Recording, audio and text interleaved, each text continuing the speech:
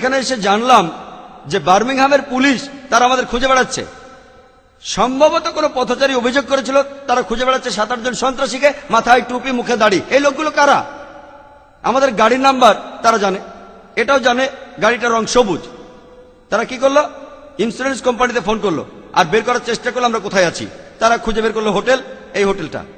ভাগ্যক্রমে যখন জিজ্ঞাসাবাদ চলছে সেই সময় এক লোক নাস্তা করছিল, তার সাথে পুলিশের কথা হলো। আর সেই লোকটা ছিল খুবই বিখ্যাত একজন মুসলিম পলিটিশিয়ান। তিনি সেই পুলিশ স্টেশনের যে চিফ তার সাথে কথা বললেন যে আপনি এই সন্ত্রাসীদের খুঁজে বেড়াচ্ছেন, আপনি কি উল্টাপাল্টা বলছেন? আপনার খেয়াল আছে 2 মাস আগে আপনাকে একটা ডিভিডি দিয়েছিলাম, ডাক্তার জাকির নায়েকের ডিভিডি। চিফ বলল হ্যাঁ ইনি তো সেই লোক। ও সেই লোক। Problem solve. যে পথচারীরা অভিযোগ করেছিল ভেবেছিল দাড়ি টুপি মানে বিপজ্জনক, দাড়ি টুপি বিপজ্জনক, সাবধানে থাকতে হবে।